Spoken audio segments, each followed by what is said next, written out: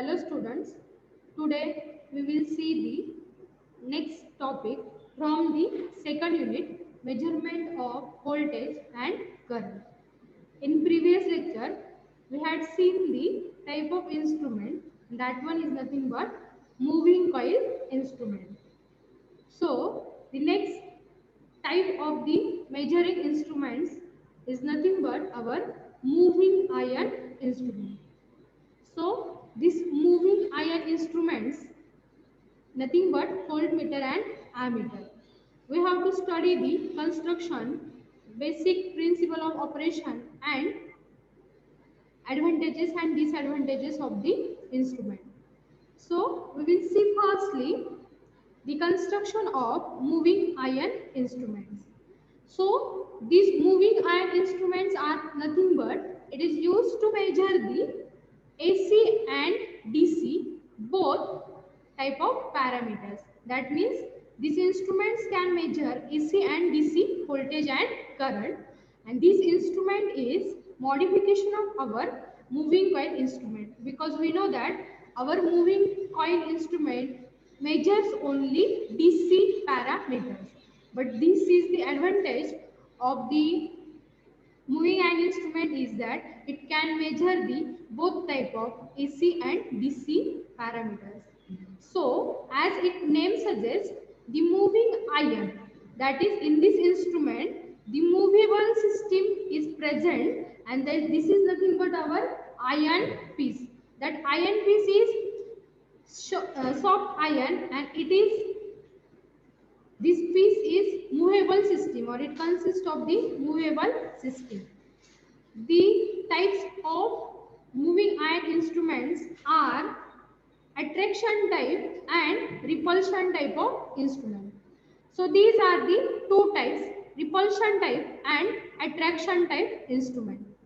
So the repulsion is also called as the double iron instrument, and attraction type instrument is called as the single iron type instrument.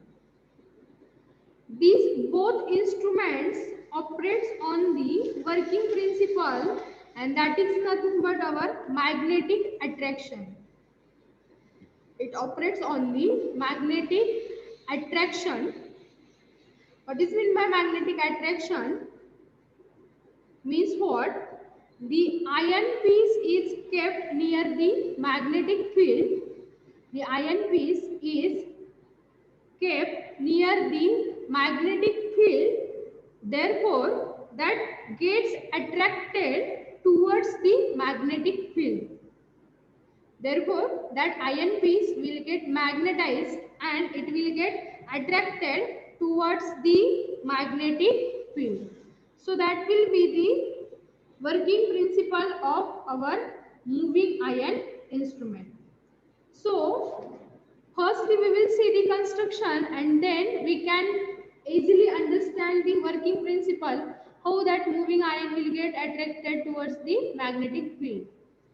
So first one we will see the types, repulsion type, and second one is our attraction type.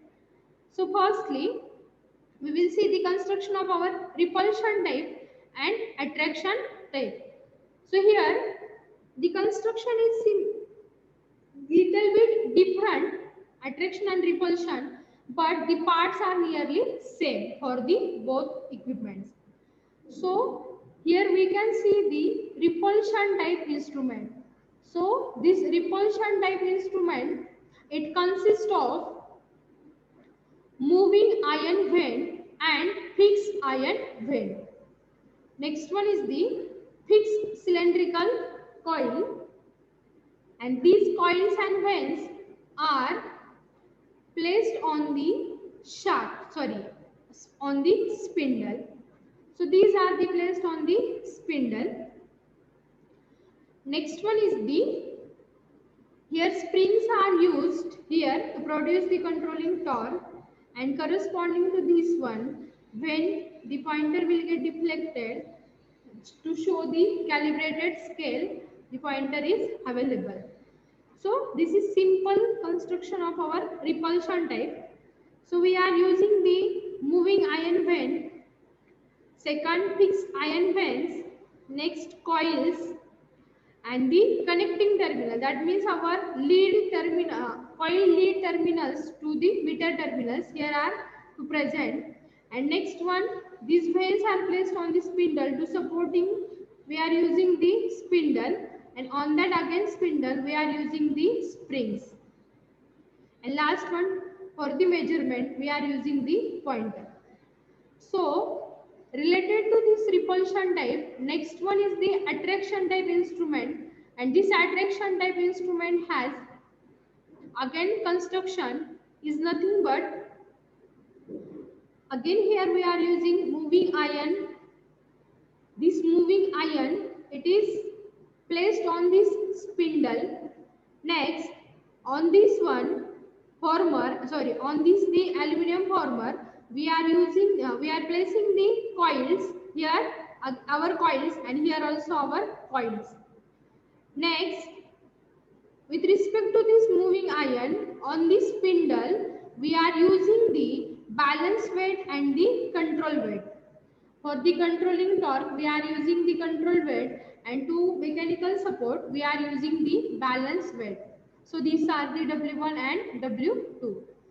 Corresponding to this one, we are using the pointer to the measurement. This pointer is placed on again this spindle.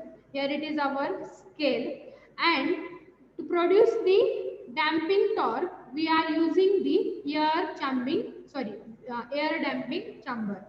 That means we are using the air friction damping method to produce the damping torque.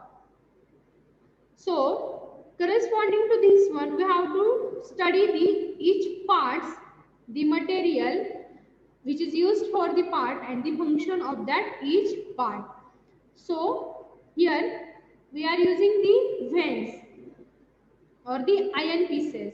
This is nothing but our iron piece, and here also our iron pieces, moving iron vane and fixed vanes. So these iron pieces are made up of soft iron material, and these iron pieces gets magnetized when these coils carries current. These moving iron pieces gets magnetized, and it will produce the necessary torque on the moving system. So corresponding to this one, this coil when will get energized, it carries the current. At that time, these vanes get magnetized, and it will produce its necessary deflecting torque to the on the moving system. So first part is the moving iron. So next one is the coils. Here we can see simply dotted, that are nothing but our coils, and here in this type also, this is the cylindrical shape.